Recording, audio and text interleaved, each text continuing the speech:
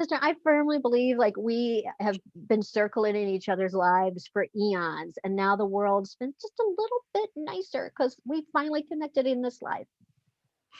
I love that. I do. Yeah. Hi, everybody. This is Krisha Young here, and welcome to the Dirt and the Divine podcast. I am here today with a beautiful soul, Caroline Hammond, and I'm so excited to first of all have connected with such an amazing human, and also to have you share your story with this audience, which is the audience of the world, whoever. And because you blew me away with your resilience and the capacity in your heart to have gone through such a life-altering event that it created such openness, an abundance of joy, an abundance of love within yourself. It didn't break you. It created such a divine connection within you. And I love that. I love stories like this, but and I'm also incredibly grateful for our connection and our friendship. And we met through Darius Bouchard. I think I'm saying his last name right. It's, if you know people on Facebook, you know their first name and that's it. Exactly. It's like just their first name.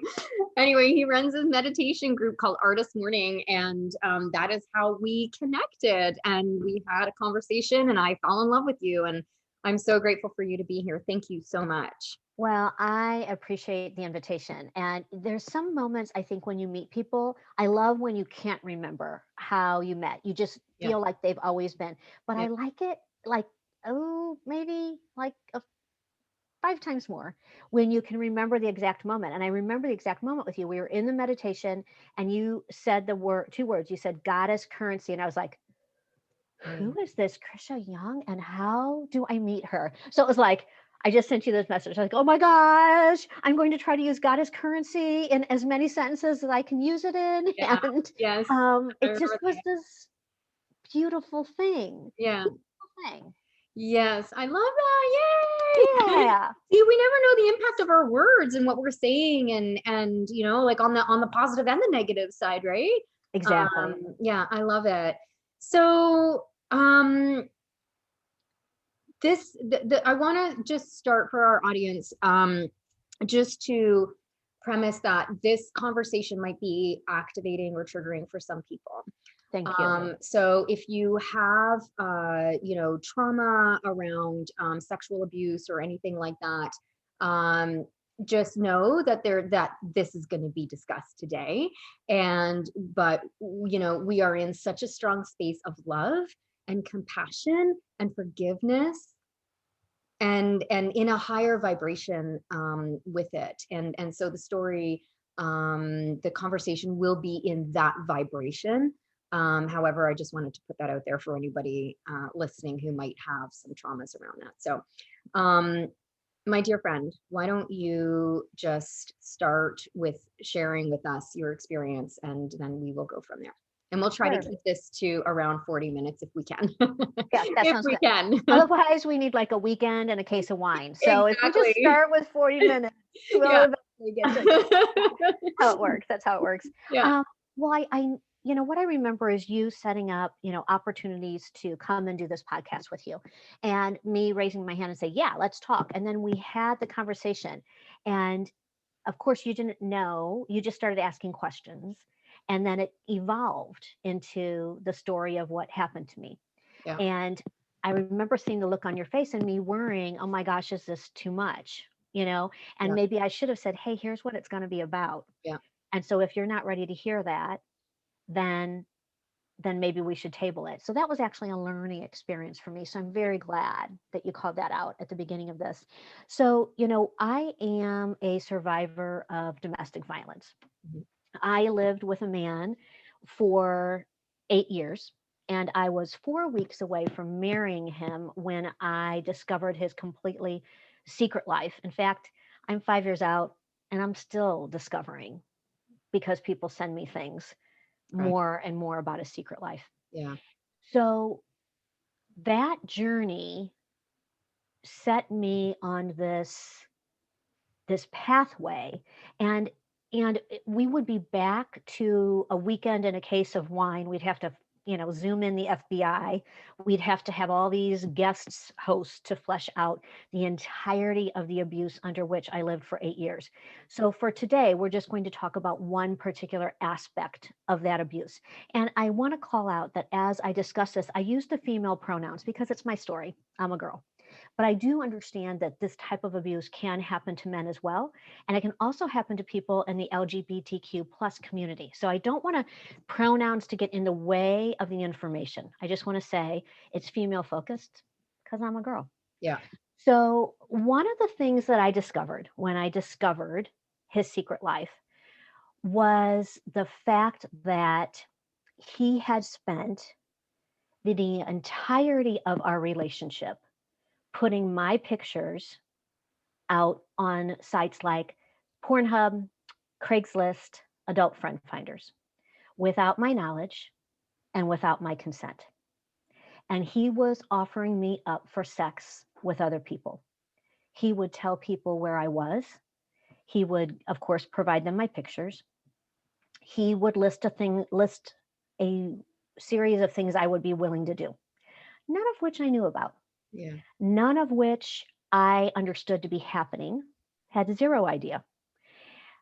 I knew when I traveled, and I traveled a lot for work, that I would have really disgusting people approaching me at hotel bars, or if I was out to eat at a restaurant. Really, and as most people who travel, I'm sure you get hit on, right? You're sitting in a bar, you're by yourself, you're eating, someone else comes up and starts a conversation. That never bothers me because if I say no and people back off, we're good, Yeah. right? Yeah. But these people wouldn't take no for an answer. These people would show up at the hotel and want to know what room I was in. I would have people show up at my room. I would have phone calls to my room from these people. These people would not take no for an answer. And here I am thinking in all these years that I spent with him that the world has gone mad and people are really disgusting. And what is happening in this state of the world? Only to find out that no, the man who claimed to love me, the man that said, "Oh, sweet pea, let's dream together. What can we achieve? Sweet pea, I love you so much. People think we're the golden couple. I'm so lucky to have you in my world. You make me a better man," was also going on sites belonging to a group that discussed how to drug and allow other people to rape your girlfriend or significant other, and then also sending people to find me. I also discovered that there were nights I did not remember. There were nights that I only know happened because I found them on his email. Yeah. Now, people would say, "Well, what do you mean? What do you mean you didn't know that was happening?" Very easily, never in a million years, if anyone experienced this, would they think, "Oh my gosh, I bet this man that I've been in a relationship for 8 years, I bet he's sending people after me and telling them I'll have sex with them." Never would have crossed my mind. And had it crossed my mind and I told it to somebody, they would have said, "You're insane. Yeah. You're insane." So this is, that was what was happening to me. I never in a million years thought it, never consented to it, never knew it was happening. And I tell you, there is a sick feeling and I can talk about this now without breaking out in hives, vomiting. I spent a lot of years after discovering this randomly throwing up because when I would think about it, I Sure. was overcome Yep. with disgust. I can talk about it now. I also have a dog sitting in my lap, so my dog's here comforting me. Then all the tricks I still need to use. Yeah. Yeah. But it's something disgusting about reading an email that says, "My girlfriend has no idea I'm doing this. Mhm. We're going to be here at this time. You can come check her out and I'll facilitate happening what we discussed." Sick to see she's going to be here at this location, at this restaurant, at this time having dinner, right? Because I'm traveling. He knew where I was. He knew what I was doing. he would send that out. Hey, guess what stopped since I escaped him? All of that. Right. All of that has stopped. Yeah. Now, what did that look like? Um, the possibility of these nights at home, our routine, if I was gone or when I was home, was for us we would have sex every night. Yeah. And he would bring me a glass of wine. I don't know what was in the wine now. Yeah. If I woke up the next morning knowing I'd had sex, I would have known I had sex because I had sex with him. Yeah. Yeah. But there were our room opened up to the back part of our house, with a patio and a deck with a separate entrance. Yeah. So, I don't know what happened to me. I know there are nights I don't remember, again, that I only found on his computer. And I've been in therapy ever since I discovered this. In fact, twice a week for the first year. And as my therapist would say, he's like, you know what? You're not having any horrible memories. You're not having nightmares. You're not afraid of the opposite sex. You're not afraid of having sex. We don't really want to mess with that, because if we dig deep and use certain tactics, statistically, there's a high percentage of false positives. You'll never know what happened. So let's deal with it as it comes up. So that's kind of how therapy evolved. Yeah. And that's the gist of the abuse. And believe it or not, I should say, you need to believe this, not believe it or not. You need to believe that this is common. If there is a group and a platform out on the internet of men who decide to register so they can learn how to drug and watch as their girlfriend is raped, it's a thing. Yeah. It's a thing. If this is what happens, and people use this as form of revenge porn, right? They use it as a form of payback for anyone who's broken up with them. I've talked to several people in the work that I do now whose significant other posted their picture online and said, go by and rape her. And by the way, when she resists and screams and yells and asks you to stop, that's just part of it. She just loves you to be more violent. And people show up to do it. So believe me, it's a thing. And the part of the conversation that I'm happy to talk with you about today is to discuss this, because there's a lot of dots to connect around this. Yeah. And there's a lot of information. And so I want to take away the shame. I want to take away the shame. And I want to be able to give other women or men, if they've experienced this, the tools to know they're not alone. Yeah. So I'll pause there and say, Yeah. what questions for you have me? Where else can we flesh out based on what I've just said? Yeah, I love that. Thank you. First of all, let's honor the share, because and I want to also acknowledge and honor, the work that you did do in order to be in a place of being able to share something so traumatic in such a calm and loving way, right? Which is what I said at the beginning. I would love to know, I want to know more about the actual healing process that you went through. As much as you'd like to share about your experience around that. Because I think anybody who has been through any kind of trauma, like, it lives in our bodies, and it can really get stuck inside. And you were talking about, like, vomiting, right? Like, that makes complete sense to me, because it's like, it's a purging, it's a releasing of the resultant emotion that gets tied into having an experience like that, right? And I want to definitely talk more about the reality of how prevalent this is, what we can do about it, raise more awareness around it, where can people go to learn more information about it. And I would love to know what women can do to be safe. Like, what did you have any red flags now looking back, right? Like, what is something that maybe a woman today, based on your experience, should be kind of alert to, in terms of that, right? Like, and you talked a little bit about it, right? Like, having these guys show up and being completely insistent, but that doesn't always correlate to the fact that your partner is involved in something like that, right? So I'm curious to know if there were any other red flags or signs that now looking back, you're like, oh God, like, I didn't know it at the time, but now I can see.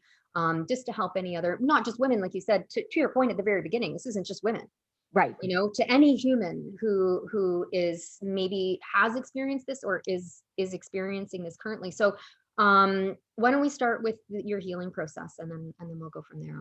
Sure. Those are great, great questions. And I appreciate starting off with the healing process, because it is a endurance. It's not a one and done. I have a very dear friend, Kathy, and she always says this kind of healing is not a one and done. It's an endurance. Yeah, yeah. And I think that's so, healing. Yeah, yeah, and that's okay. yeah, It's okay to find, and this is going to seem odd, and I have to say, remember, I am 5 years out. yeah, Um, to find the gratitude yeah. that I am enduring. Right. And there's two prongs to that. This could have killed me. Yeah, He could have exposed me to someone that killed me. He could have exposed our children. This is not the man who is the father of my children. I want to be very clear about the father of my children actually helped us navigate escaping the abuse. yeah, Badass human.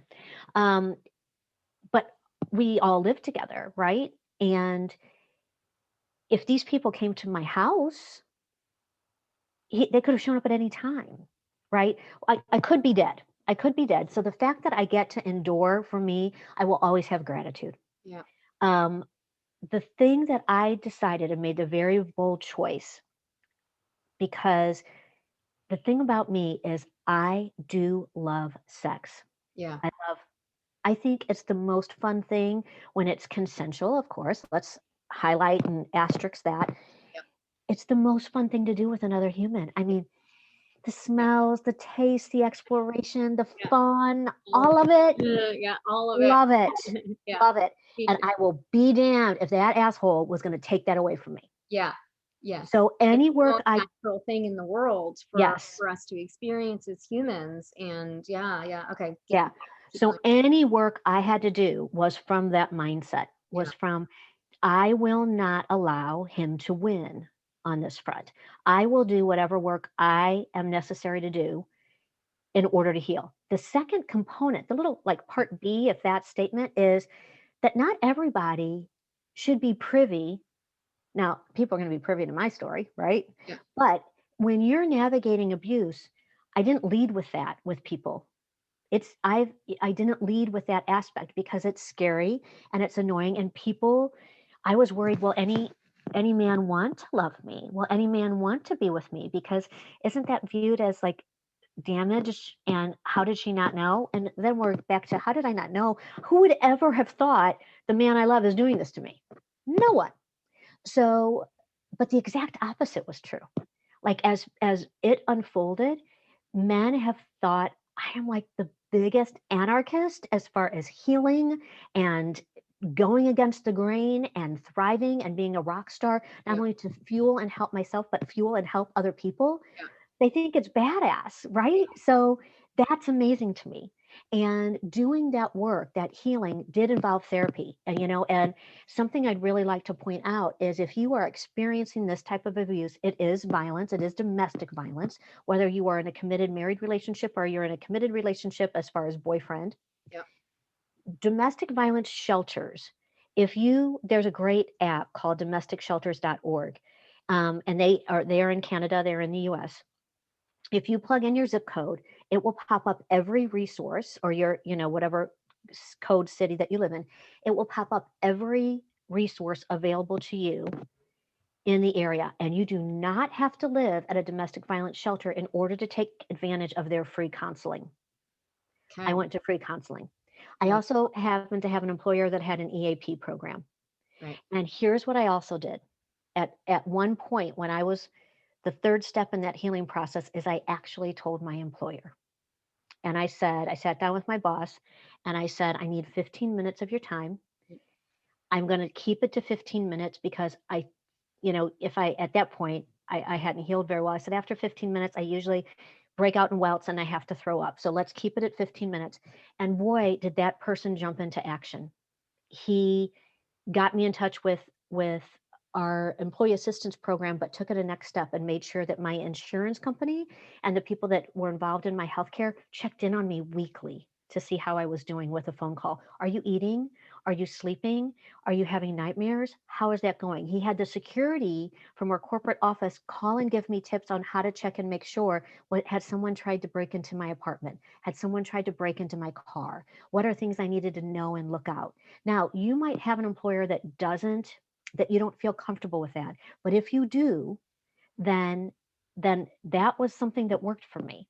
Yeah. And that was something that helped me. In fact, I've started an organization to teach other corporations how to do that I think because that's so important. statistically, Yeah. people working in organizations, if you factor in men and women, 65% of the population going to work has experienced some form of violence and trauma. If we don't think that people bring that to the work, we are Oh, woefully wrong.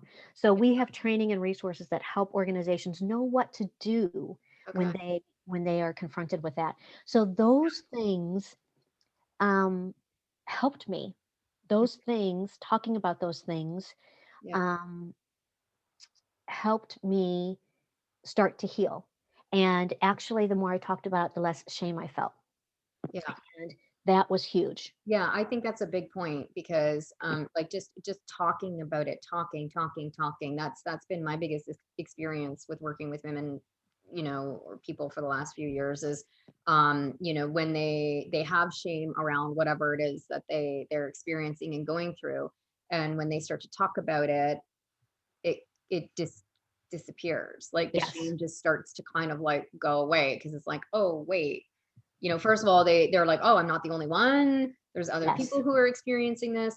But also I find that just like when we're in our heads constantly with those conversations or with those feelings and words around that shame is associated with, once we let them out, once they're out, it's like, I don't know, it's like a release. It's a relief It valve is. in some sort of way. And I It, love what you said about your employer too. And I think it's a really important point because I mean, it depends on like if you're working in a corporate environment and you have experienced something like this. Like I used to work in corporate, and I would never feel comfortable going to my employer about stuff like this because corporate has that sort of like, this is a business Mhm. and you're a number, right?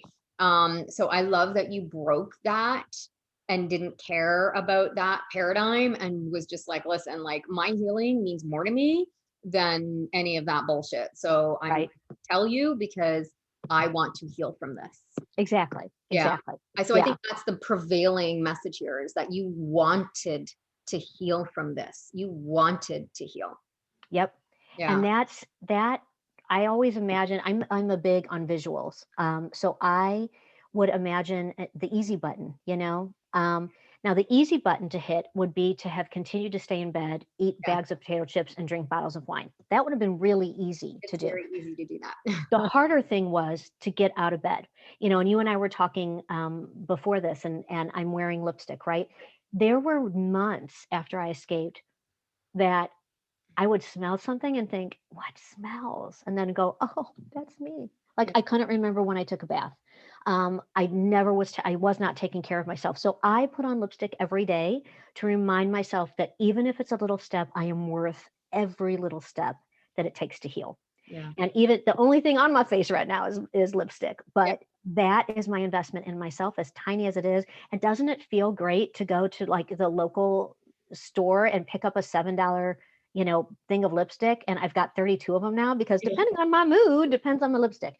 Right. So, any little tiny moment to take advantage of to heal myself, those moments add up.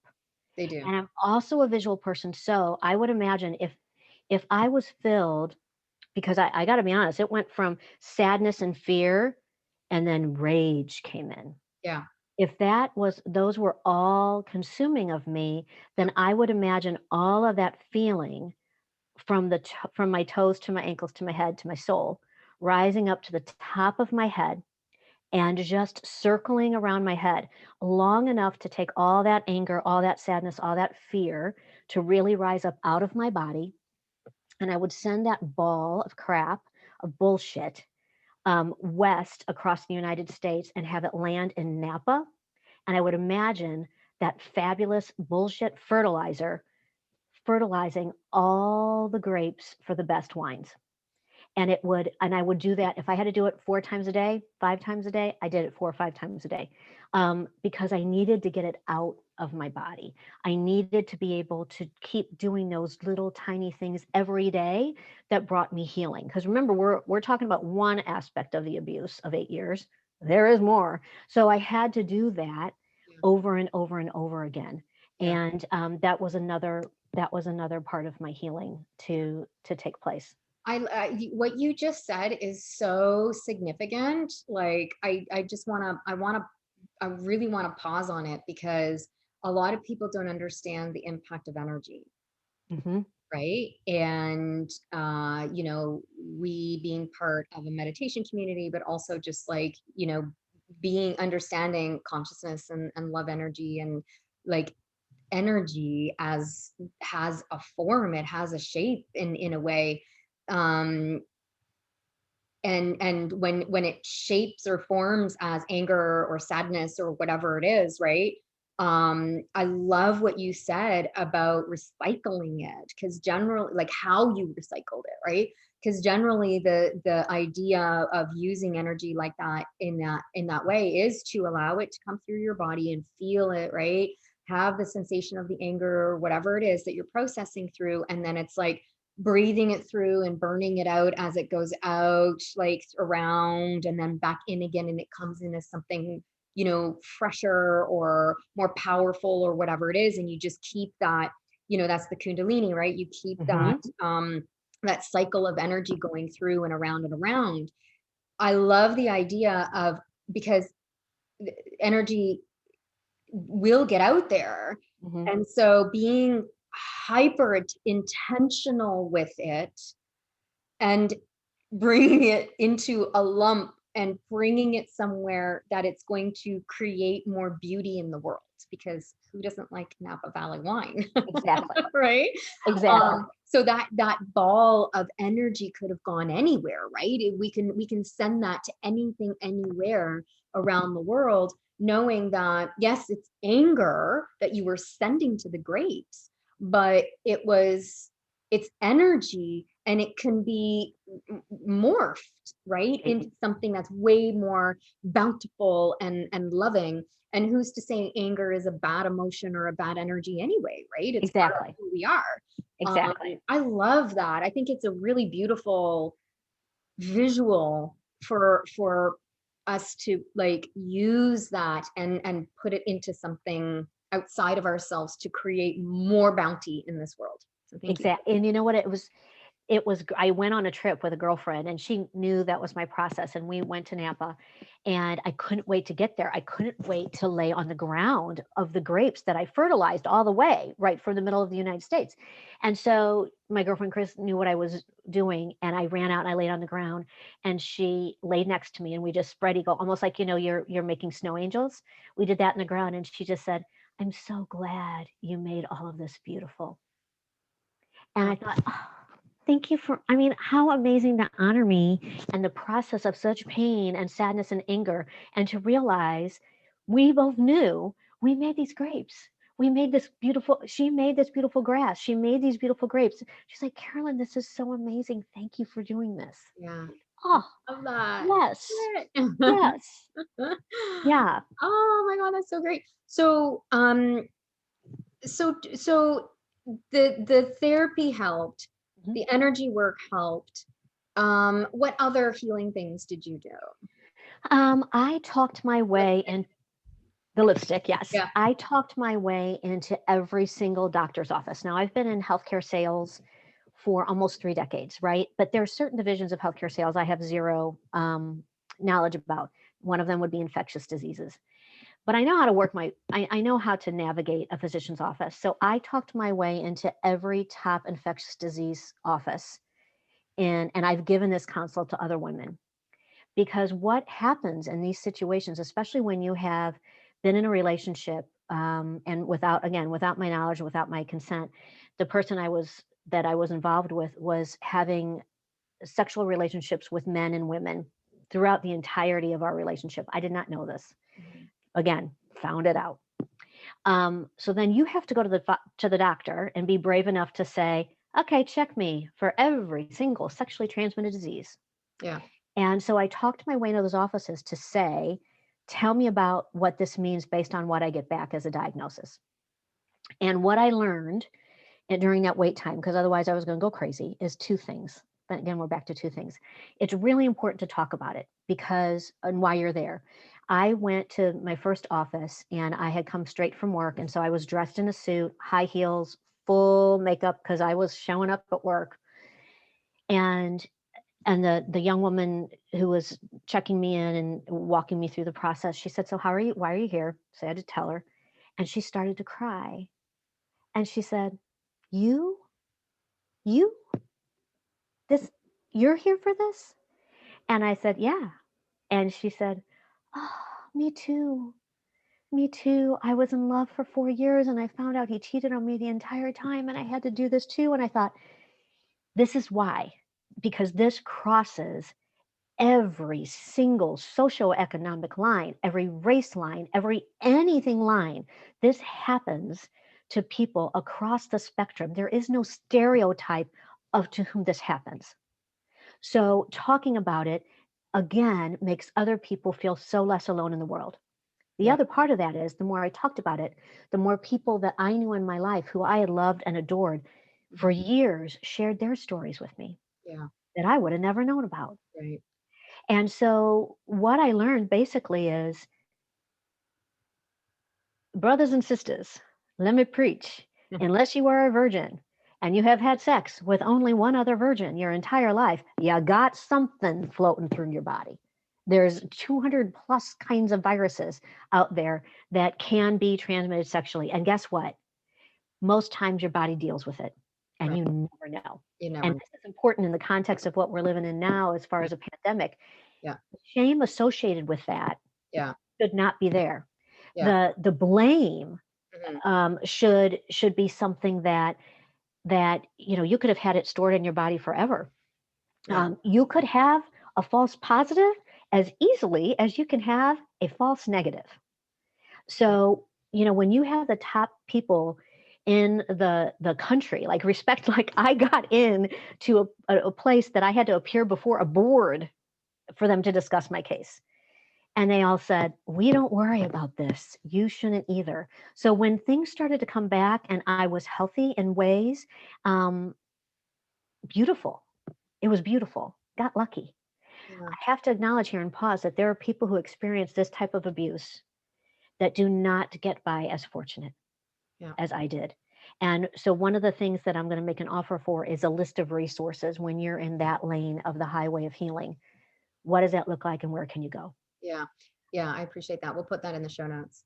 Yeah, because I just want to make sure people have that. So it was being bold enough and courageous enough to get that kind of testing done and then seeking out the experts Mhm. to say, help me understand this. What does this mean to my life? What does this mean to my future? Because again, I love sex and I was not going to allow this to compromise my future sexuality with whomever I chose to share it. Yeah. So, so that was a big part of it, a big part of it as well. And the second component is, to keep finding the right person. If you embark on this journey and you share your story with someone and they react in a negative way, or they react to make you feel shamed, or they react in not being helpful, those people don't get to hang out with you Yeah. anymore. They're not the right people. You are so much worthy and better and deserving. Yeah. And so don't let that stop you from finding the new people. Yeah. Yeah, I love that. I think that's a hugely important point for Mhm. anybody going through any kind of healing is, Right. making sure that you are surrounded by the right kind of people who can offer the right kind of container for you, Exactly. to bounce around in, and because healing isn't pretty, like it's Mm-mm. dark, and there is that shame around it, right? So you want to be able to feel like you can talk about the grosser parts and people aren't going to run away. Right. Yeah. Right. Yeah. Yeah. Yeah. Yeah. And you have to do the healing before you do that because I know in the beginning I was like this, oh, sorry, sweet, like crying, snot nosed, almost scream discussion person. People backed away from me. That's scary. Not because they didn't want to help. I firmly believe that, because there were way too many people who stepped in to help. Yeah. But you have to have done some healing to be able to have, I'm not saying you have to be a robot, but the first thing I say to people is start off every sentence with these words. I am so very scared right now, and I really need your help. And those words, that preface to any sentence, allows you to breathe. I mean, even as I'm saying it, I stand up a little stay Yeah. straighter. I breathe in. It allows you to then say what comes next. Right. And people do rise to the occasion when you say, "Can you help me?" Yeah. It's Say the whole thing beautiful. again. Say the whole thing. I am very scared right now, I'm very scared right now, and I really need your help. and Can I you really please need help your me? help. Can you please help me? I think that is so powerful. And And that that can set the be used, tone yeah, and that can be used anytime. in any conversation whatsoever, because anytime you have something on your heart that you want to talk to somebody about that could be confrontational or taken as confrontational or whatever, it's, prefacing that allows to turn down the charge, the emotional charge Yes. for both of you, Yes. so that the person knows Yep. they're not being attacked, and you can go into emotion if you need to, because Right. now you're expressing, and they know this is you having an experience and not you attacking. I think that's Exactly. wonderful. And here's the other part that you need to end that with. If somebody genuinely listens and they can't help you, then you need to, here comes the sales trainer in me. You need to close with, Right. can you please put me in touch with the person you think can? Yeah. Who's the next person I need to talk Right. with? Right. And every time every time I prefaced and closed with those bookends, Yeah. I was put in front of the next person and the next person and the Right. next person until I got to the great person that offered and found what I needed. But it's not, just as healing is not one and done, when you're seeking out the resources, it's not a one and done. And I realize the point when you are most needing the resources is not the time you'd like to have to keep repeating your story, Right. but if you want to heal and get to the next right person, Yeah. that's what you have to do. Yeah. This is so powerful.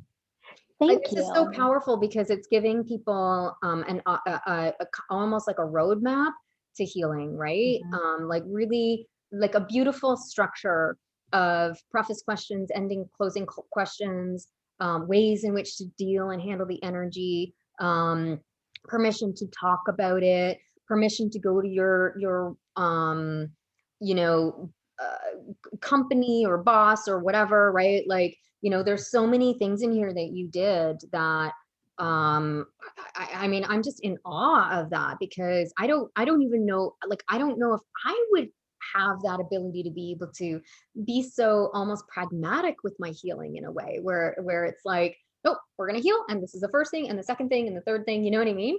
Yeah, So I love that. Like it's like, here's your instruction manual for healing. exactly.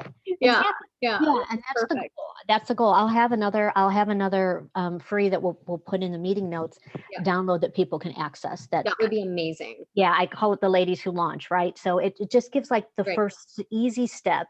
Yeah, How do I launch this healing? great. What's the one easy thing I can do? Yeah, And I don't need any money for it, and I don't need to yeah, purchase anything. yeah, What's one thing? yeah, And then a list of resources yeah. that you can tap into as well. Love that. Okay, awesome. Yeah, we'll add that to the show notes. So, uh,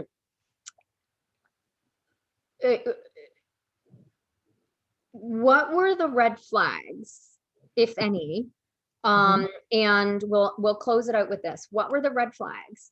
And what would you say to any woman who might be in this, or whatever, those warning signs for women or men or whoever might be in a situation like this to look out for? So, yeah, as far as when you're traveling, if you are a person who travels, right, um, don't ever leave your food or drink at the table. Don't ever leave unattended. I was traveling by myself, so Right. I was saved twice by bartenders, right? So this was not something that I realized, and that's why I call it out. Um, I would say to the bartender, hey, I'm going to leave my stuff here because I got to run to the bathroom real quick. Yeah. I know Yeah. I I'm not travel all the leaving. time Don't, by myself too. And it's yeah, like, I gotta don't clean. pee. I don't want to bring all Yeah, my crap with me. exactly. So, and they would be fine, right? They're like, oh yeah, okay, I'll keep Yeah. you. Now, what I didn't say, or what I wasn't worried about was somebody coming by and possibly putting something in my drink.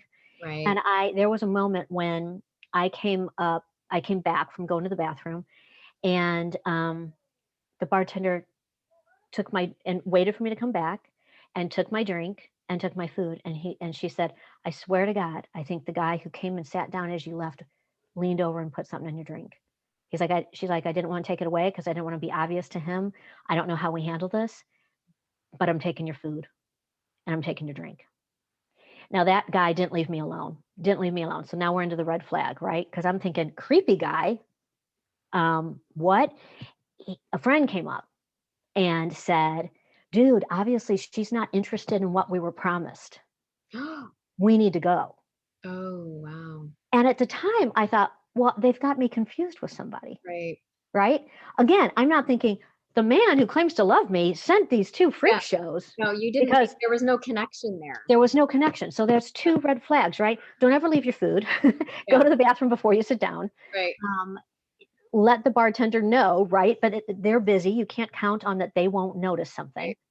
Right. This, again, as it relates to travel, but it also relates to if you're just like out having dinner by yourself. Same thing. Right.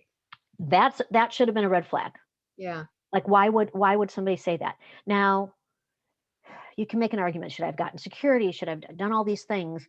Yeah, but what was I going to say? Like, this was weird, and he would have been like, oh, I didn't mean anything by it. You know what I mean? You don't. But what I did do was go to security, and this is what everybody can do. When I check into a hotel, I now say and it should be hotel policies. Hotels actually have these policies, but I reiterate it because you never know who's new. You never know that people don't connect the dots as to why this policy is in place, which is do not give out anybody's room.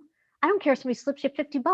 Don't tell them a phone number. Don't tell them what room you're in. Don't even transfer me a phone call to that, right? Because I don't want a message to pick up that says you've reached room 1352. So those are little things. Here's the things that bother me most. I know when my significant other traveled, because sometimes I would join that person on the front end or the back end of a work trip. Yeah. There were people that would travel with him that woke up not remembering what happened to them the night before.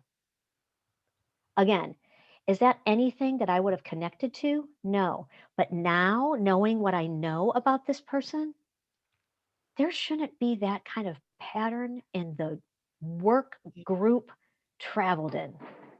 Right. That shouldn't be there. Now, again, you can't label that, but that should be like, hey, if this happens consistently when this group travels, somebody in this group is doing something.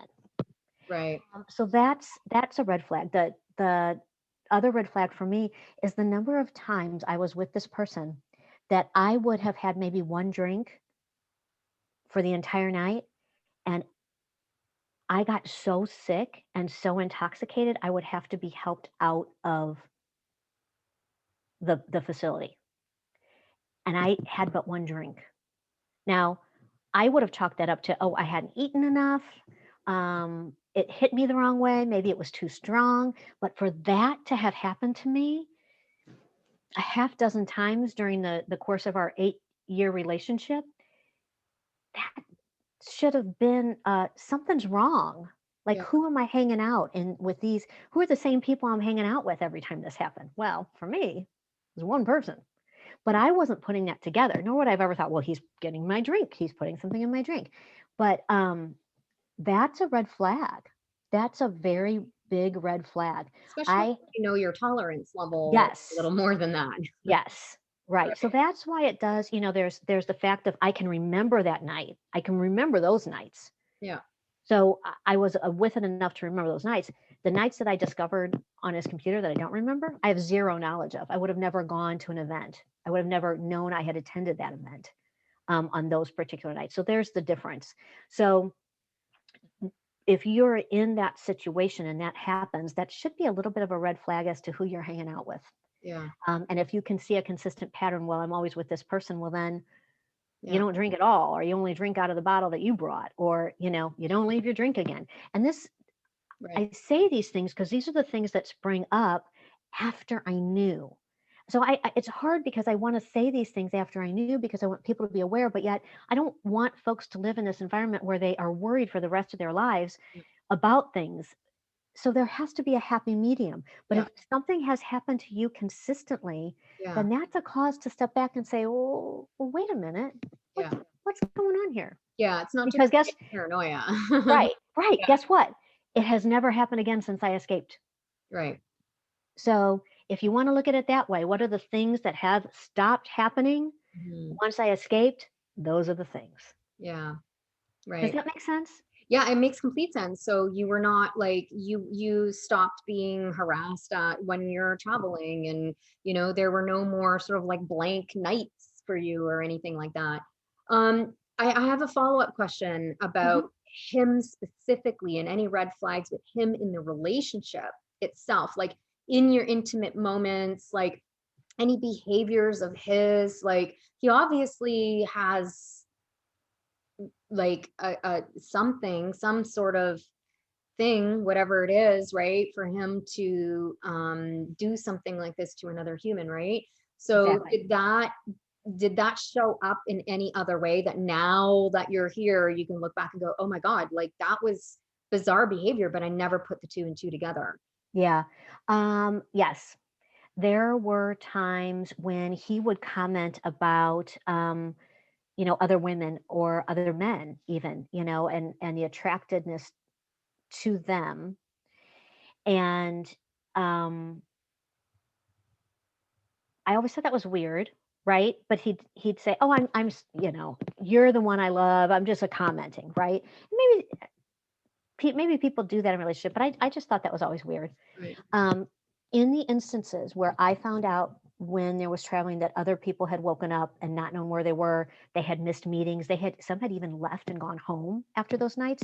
And Wow. I said to him, I remember one conversation in particular, it resulted in a huge fight. I said, okay, obviously this person, something happened to them. Like Yeah. this is horrible. Like Right. enough for them to be so out of sorts, enough for them to miss meetings, Yeah. enough for them to now book a last minute flight home. Something's wrong. As their friend, as the person that Yeah. they connect with in this industry, you need to go to them and say, are you okay? And how can I help? And Right. his response was, I'm sure whatever they got, they enjoyed.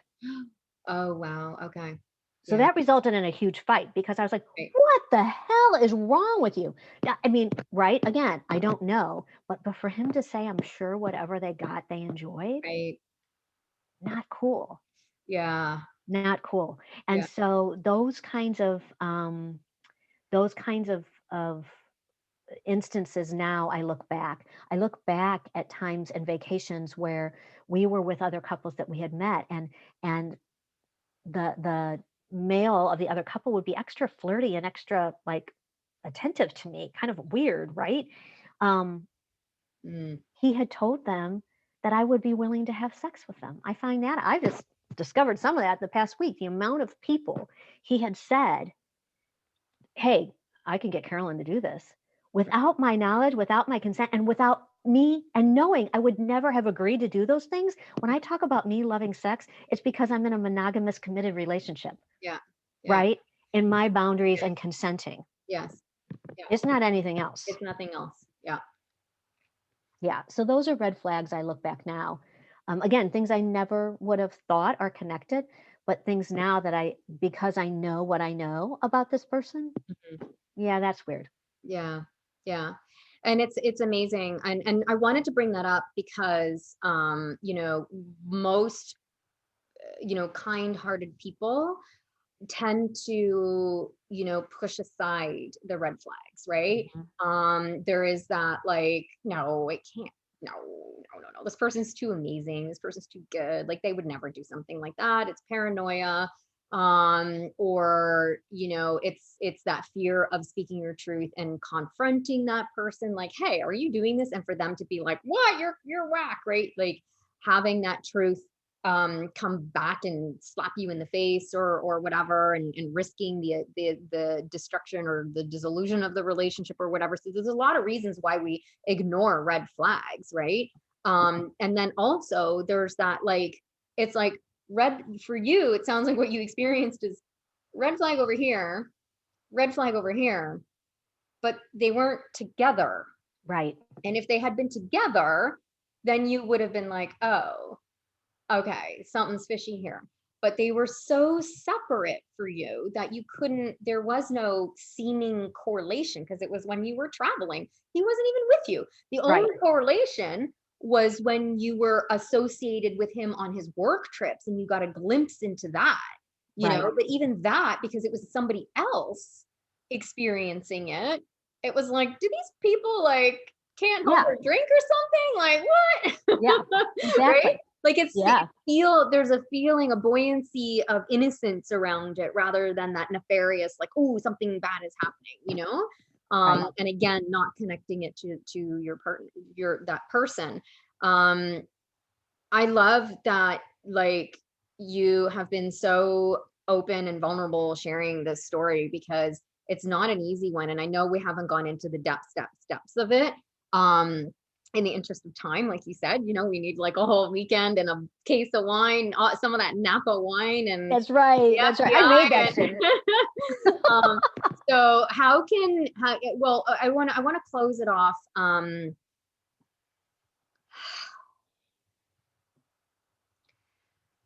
By honoring the woman that you are, and the human that you are, and the soul that you are, because clearly, you know, as tragic as that was, you have taken this and are turning it into something very positive and empowering for people. And I think that's the most important thing that we can do with our traumas and with our pains, is, you know, recycle it, like we talked before about that anger energy, and turn it into something that might be able to help other people, you know? And not everybody can do that. Not everybody's capable of that, or not everybody needs to do that, right? But I love that you are, because then it's going to give other people an opportunity to be able to heal from these types of traumas. And like you said before, this is like really, it's everywhere. Like and it's not just this, like there's so many, like so much sex trafficking, and you know, a lot of things that we need to look out for in terms of this. So all of your resources that you're going to share with this audience, I'm really grateful for. And I'd love, like, if you had any last words to share in this particular container, you know, with anybody listening, I would love to hear if you have anything. I do. Yeah. And you set it up perfectly when you talked about red flags and healing, or acting on them. And I will say, I will ask this question: how does your relationship make you feel? If you're experiencing something and you don't have the vocabulary to label it, but you know your body is feeling something, and regardless if you can explain the red flags that are occurring that you think, oh, that seems weird, or not, follow your gut. If your relationship makes you feel bad, if you cry in the driveway before you go in the house, if you just kind of cringe when you think of that person coming home, if you don't know what any holiday is going to look like because they're going to try to ruin it, that makes you feel bad, then your relationship, you are not worthy of it. It is not worthy of you, is what I should say. You are worthy of so much more. And the other thing is, if you choose to act on those red flags and tell the person, hey, this seems weird, all you've done is expose yourself. All you've done is say to that person, here's what I think. And then they know, you know what? She's starting to figure me out. I got to double down on what I'm doing. I got to switch it up a little bit, or she's going to find out everything that's going on. So you need to act on your feelings in your relationship and seek out the best resources. So that's what my platform is built on. It's called Safe in Harm's Way. And it's allowing people to realize what their relationship is making them feel, and then how to act on that. because you said it perfectly. When you're a good-hearted person and you're functioning from, this is the love of my life, and we're heavily invested, and I know these things are wrong, but there's always a reason and an excuse, and you always promise us to be better. There's always an apology, and it's going to get better. If I had focused on how my relationship overall was making me feel, then I could have acted on negating that relationship instead of trying to fix it by saying, well, he's just my toughest customer. Yeah. And all the underlying abuse that I didn't know about, I would have saved myself and my children from that exposure much faster than I did. Right. So I think it's important to know your feelings, important to honor those red flags, even if you can't label it, even if they're never intersecting, to your point. If there is something happening in your relationship that gives you pause and says, and also is making you feel bad, you are worthy of so much more than what that relationship is currently bringing to your life. And guess what? There's a billion people in the world to find that match your energy, your vibe, that don't make you feel bad. So go out and find one of them. I love it. I love it. Yes. That's a I just perfect ending. I dig you, and Krisha, like your ability to have conversations like this and ask questions and create a calm environment will allow, and has allowed me, people to be vulnerable and to speak their truth. So thank you for what you're doing and bringing your content to the world, because I'm sure it's going to help so many people in the variety of topics you're going to be covering, and how you approach life, how you interact with your guests, and then what you're going to be putting out in the world is really going to be, we call that at Safe and Harm's Way, taking hands and changing the world. And sister, you're changing the world in positive ways. So I so honor you and thank you for what you're bringing to the table to allow this kind of platform and discussion. Oh, thank you. I received that. Thank you. You're welcome, my love. I love it. Yeah, I think the time is now to really start having some very raw and honest and vulnerable conversations, and but doing it in a platform of love and compassion and solutions too. Yes. Not just like wham wham wham, but like also here's a way around and what to do. And I really do love your completing statement. I think it was for anybody who is in a situation that is maybe like, not safe, your point about maybe confronting or having that conversation with the person might not be the best way to do it, because they'll just go more underground, right? And so seeking out those resources first and foremost is really, I think, an important part for people to understand and to feel okay doing. And so I appreciate you giving us all of those resources and your freebies and all this kind of stuff, and your heart and your soul, your lipstick and your smile and your laugh and your just everything. I love you. I love you right back. I love you right back, my dear. Thank you so much for inviting me and including me. Thank you. Yeah, of course. No, thank you so much. Thank you. And thank you guys as well for tuning into this episode. I hope that you got so much out of it, as much as I did. If you have any questions or anything that you'd like to share, please don't hesitate to reach out to myself or to Carolyn, and we would be more than happy to direct you in the right way for whatever resources that you need in order to continue your own personal healing journey as well. So thank you so much for participating, watching, listening, whatever, wherever you are. And I will see you on the next episode. Bye for now. Thank you, Carolyn. Thank you.